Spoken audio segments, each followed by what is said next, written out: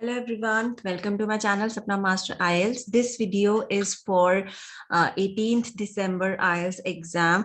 2 दिन रह गए हैं हमारे IELTS एग्जाम में और इसके लिए आपके 9 बैंड्स कैसे आ सकते हैं, बिकॉज रीडिंग में आप देख सकते हैं सामने we have the passage yes no not given, true false not given, दोनों में प्रॉब्लम आता है। सो कौन सी ऐसी ट्रिक है, फास्टेस्ट ट्रिक है जो मैं अभी बताऊंगी, तो वीडियो को ध्यान से देखना बिकॉज इसमें एक ऐसी ट्रिक है, अगर आपको 5.5 बैंड्स आ रहे हैं तो you can jump directly to 7.5 to 8 bands. 9 bands कैसे आते हैं, ये ट्रिक 2 दिन पहले अगर आप ये फॉलो कर लेते हैं तो डेफिनेटली आपके ट्रू फॉल्स नॉट गिवन कभी गलत नहीं होने वाले। सो एक चीज बस माइंड में रखनी है आपको, इसको करना कैसे, मेरे आपके अटेम्प्ट के हिसाब से यू विल गेट 5.5 या 6 बैंड्स, लेकिन अगर मेरे अटेम्प्ट के हिसाब से करेंगे, मेरे अकॉर्डिंगली करेंगे तो you will definitely get 8.5 to 9 bands. अभी इसको कैसे करना है, ये मेथड कौन सा है और इसको कैसे यूज करते हैं, let's get started. True false not given या येस नो नॉट गिवन आपके सामने है।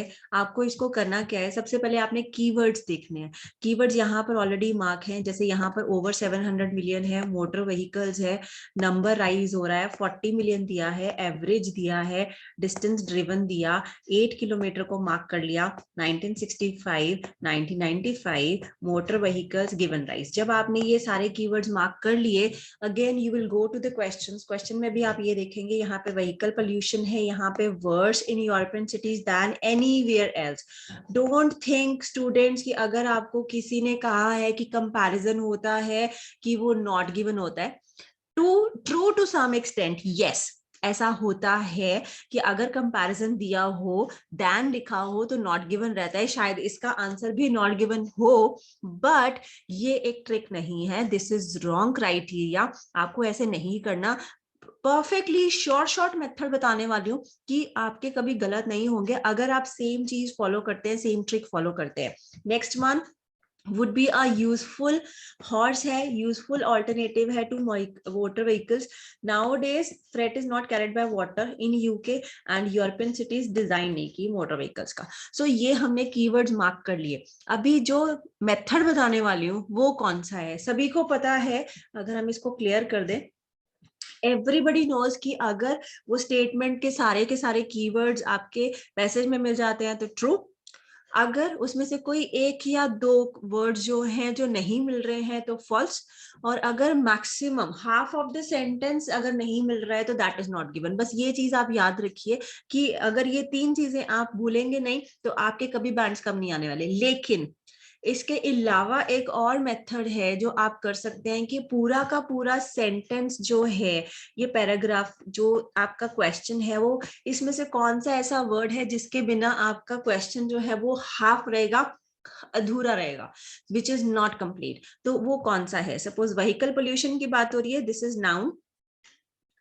देन इट इज वर्स, ये वर्स है कि नहीं है, किस पे, यूरोपियन सिटीज में, देन एनीवेयर एल्स। तो इंपॉर्टेंट वर्ड्स को मैंने मार्क कर लिया, एक है व्हीकल पोल्यूशन, दूसरा है वर्स, तीसरा European cities and fourth is anywhere else. If you mark all these words, you will understand the meaning of it.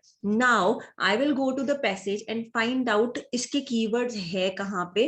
So, let's start with this. You can see यहाँ पे 700 million है, 40 million है, Europe यहाँ पे लिखा है। So if I go like that, if I see it is Western Europe, but vehicle pollution नहीं आया, vehicles नीचे लिखा हुआ है, pollution इसके नीचे लिखा हुआ है। So there are 3 lines where Europe, vehicles and pollution is given. अभी या तो आपका क्वेश्चन होगा वर्स, यहाँ पे वर्स है या नहीं आप ये देखें, क्योंकि व्हीकल पोल्यूशन मेरे को मिल चुका है, because which is related to environment pollution जो यहाँ पे है, वर्स नहीं है, यूरोप है, यूरोपियन सिटीज वो हम चेक करेंगे, एनीवेयर एल्स है कि नहीं है फिर हमने ये देखना है, क्योंकि जहां पर जिसके ऊपर आपका पूरा का पूरा सेंटेंस डिपेंड करता है, अगर वो वर्ड गिवन नहीं है तो आपका वो नॉट गिवन जाएगा, अदरवाइज वो ट्रू या फॉल्स में से जाएगा। सो लेट्स सी, यहाँ पर कोई और सिटीज के नेम नहीं लिखे हैं, अगर हम थोड़ा सा आगे चेक करें, we get Moscow and we also get Mexico City. We have 2 cities here, but here also आपको यहाँ पर कोई भी सिटी या फिर कोई भी ऐसा व्हीकल पोल्यूशन नहीं दिखेगा जहां पर उन्होंने लिखा है, उसका कंपैरिजन किया है कि उसमें ज्यादा है या इसमें कम है। यहाँ पे मैक्सिमम सिटी लिखा है, व्हीकल पोल्यूशन लिखा है, मेजर हेल्थ हैजर्ड लिखा है, बट कंपैरिजन नहीं है।